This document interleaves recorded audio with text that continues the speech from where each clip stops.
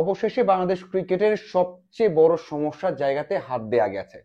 এই cricket board সেই জায়গাটা চিহ্নিত করেছে এবং সেই ব্যবস্থায় নিয়েছে বা সঠিক ব্যবস্থা নিয়েছে। দেখুন, আপনি যখন ডোমেস্টিকে খেলবেন বা ঢাকা প্রিমিয়ার ডিভিশন খেলবেন, সেখানে যখন পারফর্ম করতে নামবেন, যখন আপনি জানবেন যে এলবি নেই বা একবার আউট হলে আরো একবার জীবন পাওয়া যাবে, তখন আপনি অনেক ফ্রি খেলতে পারবেন এবং এইভাবে খেলে যখন আপনি ন্যাশনাল টিমে যাবেন তখন অবশ্যই খারাপ করবেন।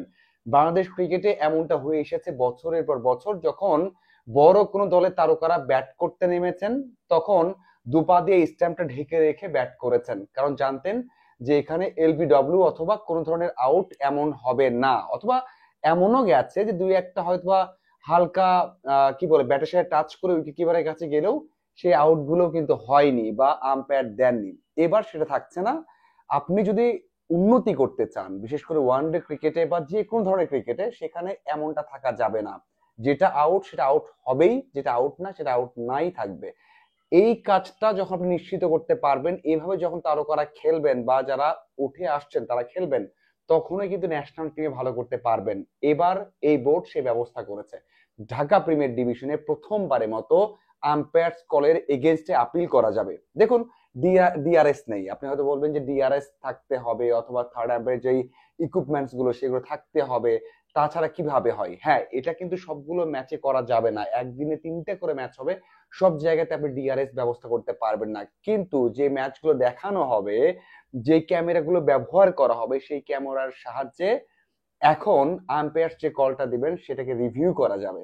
খুবই খুবই দুর্দান্ত একটা সিদ্ধান্ত হয়েছে। এখানে কোনো ক্রিকেটার যদি কোনো আম্পায়ার ইন্টেনশনালি আউট না দেন, সেটাকে কিন্তু আবার রিভিউ করে আউট নেওয়া যাবে।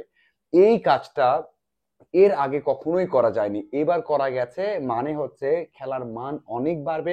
ওই যে যারা নিশ্চিত ছিলেন যে আউট হলে আউট হবেন না বা এলবিউ হবেন না, সেটা কিন্তু এবার থাকছে না। এটা বাংলাদেশ ক্রিকেটকে অনেক দূর এগিয়ে নিয়ে যাবে, মানসিক ভাবে অনেক শক্তি দিবে তারকাদের, এবং ফেয়ার একটা খেলা হবে।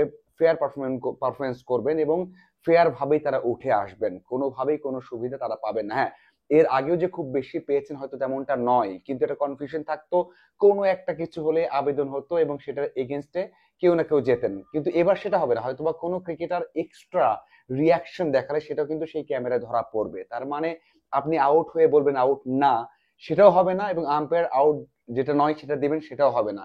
সেই দিক থেকে, সেই প্রথম দিক থেকে বাংলাদেশ ক্রিকেট যখন শুরু হয়েছে, যে প্রশ্নটা ছিল সেই প্রশ্নটা অনেকটাই কমে যাবে এবং যে দাবিটা ছিল সেই দাবি কিন্তু মানা হচ্ছে এই একটা সিদ্ধান্তর মধ্য দিয়ে। তার মানে আমার মনে হয় এই বড় একটা সিদ্ধান্ত, সাহসী একটা সিদ্ধান্ত থেকে আমাদের ক্রিকেট অনেক অনেক অনেক উপকৃত হবে। এটা অনেক দিনের দাবি, সেটাই হয়েছে। কিন্তু আপনি যদি এখন আশা করেন যে ডিআরএস দরকার ছিল, আপনি যদি আশা করেন যে থার্ড আম্পায়ার যে সিদ্ধান্তগুলো নেয়, বল ট্র্যাকিং বা বাউন্স ট্র্যাকিং সেগুলো থাকার দরকার ছিল, সেটা কিন্তু হবে না। ওয়ার্ল্ডের সব জায়গাতে এটা হয় না, কারণ এটা এক্সপেন্সিভ এবং একদিনে 3টা জায়গাতে এটা কিন্তু অ্যাপ্লাই করা যাবে না। তবে যেটা করা গেছে, যে ক্যামেরাগুলো ব্যবহার করা হচ্ছে, সেটা কম কিসের, সেটা আমার মনে হয় বাংলাদেশ ক্রিকেটে অনেক বড় কিছু। এবং আমি বিশ্বাস করি এখান থেকে বাংলাদেশ ক্রিকেট অনেক উপকৃত হবে। এই যে 12টা দল মুখোমুখি হবে তারাও কিন্তু উপকৃত হবে, এবং তারা সঠিকভাবে লড়াই করতে পারবে।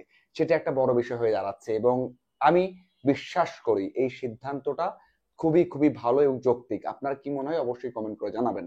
ধন্যবাদ সবাইকে সাথে থাকার জন্য।